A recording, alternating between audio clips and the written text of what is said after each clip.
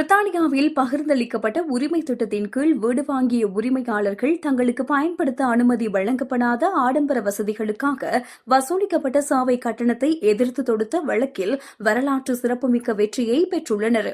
London நகரில் தங்களுக்கு பயன்படுத்த அனுமதி இல்லாத உடற்பயிற்சி கூடம் மற்றும் பூங்காக்களுக்காக ஆண்டிற்கு ஆயிரக்கணக்கான பவுண்டுகளை சாவை கட்டணமாக செலுத்தி வந்த வீட்டு உரிமையாளர்கள் வீட்டு வசதி சங்கத்திற்கு எதிராக தொடுத்த வழக்கில் மாபெரும் வெற்றியை பெற்றுள்ளனர்.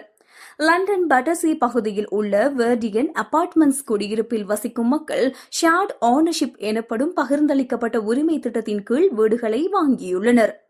நாட்டிங் ஹில் ஜெனசிஸ் என்ற வீட்டு வசதி சங்கம் அருகிலுள்ள மற்றொரு சொகுசு கட்டடத்தில் உள்ள ஜிம், வரவேற்பு சேவை மற்றும் பூங்கா ஆகியவற்றை பயன்படுத்தியதாக கூறி இந்த மக்களிடமிருந்து ஆண்டுதோறும் 4770 பவுண்டுகள் முதல் 6200 பவுண்டுகள் வரை சாவை கட்டணமாக வசூலித்து வந்தது.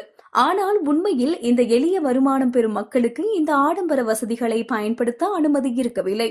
அவர்கள் புவர் டோர் எனப்படும் தனித்துவமான பின்வாசல் வழியாகவே தமது கட்டிடத்திற்கு செல்ல அனுமதிக்கப்பட்டனர். 2011ஆம் ஆண்டிலிருந்து இந்த சாவை கட்டணங்கள் சுமார் 26.5% வரை உயர்த்தப்பட்டிருந்தன. பாதிக்கப்பட்ட 25 வீட்டின் உரிமையாளர்கள் இணைந்து நீதிமன்றத்தில் வழக்கு தொடர்ந்தனர். வழக்கை விசாரித்த மேல்முறையீட்டு நீதிமன்ற நீதிபதி எலிசபெத் கூக் வாடகை ஒப்பந்தத்தில் குறிப்பிடப்படாத மற்றும் மக்கள் பயன்படுத்த உரிமையே இல்லாத வெளிவசதிகளுக்காக சேவை கட்டணம் வசூலிக்க முடியாது என அதிரடி தீர்ப்பளித்துள்ளார். அத்துடன் கடந்த 2 ஆண்டுகளாக சட்டவிரோதமாக வசூலிக்கப்பட்ட மேலதிக கட்டணங்களை மக்களுக்கு திரும்ப செலுத்துமாறும் வீட்டு வசதி சங்கத்திற்கு உத்தரவிடப்பட்டுள்ளது.